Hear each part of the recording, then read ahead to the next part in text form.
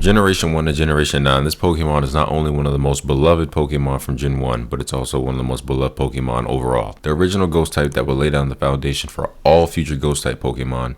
This series here on my channel is called History of, and today we'll take a look at the history of Gengar. For these videos, we'll take a deeper dive into our favorite Pokemon through all the mainline Pokemon games. So if you're ready, then I'm ready, so let's get into it. One of the reasons Gengar is so legendary and so beloved by many Pokemon fans might have something to do with the nostalgia, but I think it's a combination of that and just how good Gengar is as a Pokemon.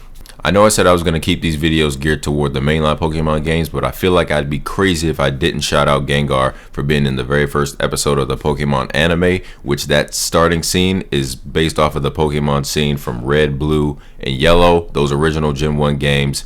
And shout out to Ash because he finally has a Gengar when he won the World Coronation Series. Alright, now we can get back to the video. Gengar is a ghost and poison type first introduced in Generation 1 of Pokemon games. Still to this day, no other Pokemon has the same type combination as Gengar and its pre-evolved forms Ghastly and Haunter. When you look at Gengar's design, it's one of the many reasons we love Gengar so much. Now, I'm a big fan of all Pokemon sprites, but Gengar's original Pokemon sprite is actually creepy. Like, look at this thing. It's got that mischievous grin that looks like it's always up to no good, and we all know that it is. It's got the purple body, the glowing eyes, the sharp teeth, and that bizarre appearance that's reminiscent of something supernatural, some horror film, and Gengar just looks cool. If you combine all those features with the ghost typing, it just makes for a great Pokemon and a great start for the ghost typing in general.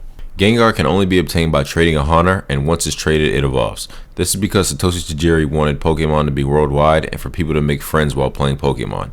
This encouraged people to buy different versions of Pokemon games for game-exclusive Pokemon which they could only get by trading with others. Out of all the mainline Pokemon games, there are only 3 generations of Pokemon games where you can catch Gengar in the wild. In Generation 4 games, Diamond, Pearl, and Platinum, you can go to the Old Chateau at any point in time of the day as long as you have a copy of a Game Boy Advance game in the DS slot and you have the National Dex. From here, if you go upstairs into the middle door, once inside you'll find a room that has a painting that has red eyes that'll disappear right when you stand in front of it. From here, if you walk around like you normally would, you'll have a 4% chance of encountering a Gengar that's level 16. In the Gen 7 games Pokemon Sun and Moon, Gengar will only appear when a Haunter calls for help at the abandoned Thrifty Mega Mart in the Ula Ula Island. First thing you want to do is have a Pokemon that can cut down Haunter's HP to the red, and then have a Pokemon that can one-hit KO all the other Haunters while withstanding their attacks. Now, it might take a few tries, but if you're persistent, a Gengar will eventually show up when that Haunter calls for help. The only other generation you can find Gengar in the wild is Generation 8's Pokemon Legend Arceus. Now I know this technically isn't a mainline game, but it is related to Gen 4's Sinnoh region. You can find Gengar at the Coronet Highlands during a space-time distortion, walking in the grass or a cave. It is pretty rare though, so it might take a few tries and a bit of luck. And if you're a Pokemon fan, you know in Generation 2 where they introduced Shinies, Shinies are one of the best parts about Pokemon. Gengar's Shiny introduced in Generation 2 is a little bit off from its regular purple, not really much, but we still love it. And if you didn't think Gengar was cool enough already, if you read its Pokédex entry from every generation of Pokemon, it gets even cooler.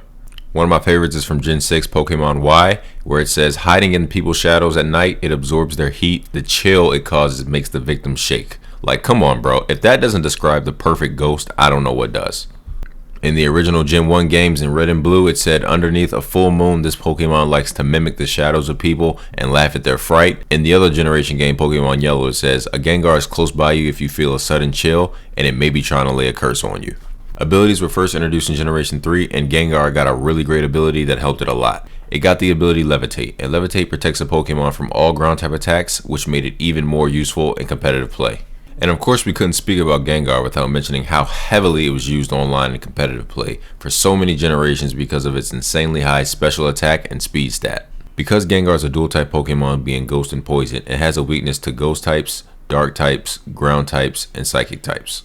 But once Gen 3 came out and abilities were introduced and it got the ability Levitate, it was able to remove that weakness to ground type moves, and because of its massive move pool and the amount of moves that it can learn, it was always used in competitive play.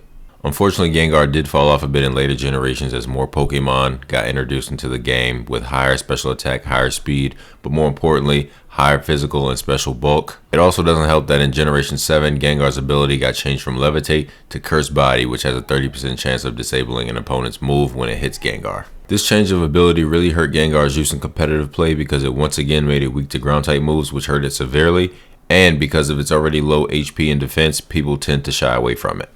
Mega Evolution was introduced in Generation 6, and Gengar can also Mega Evolve. And as Mega Gengar, part of its body sinks into the ground and its arm and tail get longer. Mega Gengar also received a buff in stats in its Mega Evolution form. It received a higher defense, special attack, special defense, and speed. In Generation 8 games Pokemon Sword and Shield, when Dynamax and Gigantamax were introduced, Gengar also has a Gigantamax form. Gengar is the only Pokemon capable of Gigantamax and Mega Evolution that's not a starter from the Kanto region. In its Gigantamax form, it becomes larger, its mouth widens, and it has a long tongue that sticks out. In every generation of Pokemon games, you can battle an NPC that has a Ghastly or a Haunter, but some notable trainers in the game that have a Gengar include the 5th gym leader of the Sinnoh region in the Heart Home City Gym, Fantina. The 4th gym leader of the Johto region in Ecruteak City, Morty. Johto's Elite 4 member and Dark type trainer, Karen. And even your rival in Gold and Silver, Silver. Gen 1 has a lot of iconic Pokemon, from Pikachu to Eevee to Dragonite to Venusaur to Blastoise to Charizard, but Gengar has proven time and time again that you have to mention its name along with those others. Gengar has been a staple in all mainline Pokemon games, as well as a lot of side games that I could go on and on for days about, but because of its pre-evolution Ghastly, it's been accessible pretty early in every Pokemon game. Whether you love Gengar because of its lore, its design, how good it is in battle, whether that's against your friends or competitively, or even the possible origin story of it being dead Clefable, whatever. It's no denying that this Pokemon is one of the Pokemon that could have been the mascot in another world. If Pikachu, Charizard, if a lot of these other Pokemon wouldn't have been created, Gengar could have definitely been the choice as the mascot for Pokemon. Hopefully you guys enjoyed this video. Don't forget to drop a like and drop a sub if you're new to the channel, and drop a comment down below for what Pokemon I should do this kind of video on next.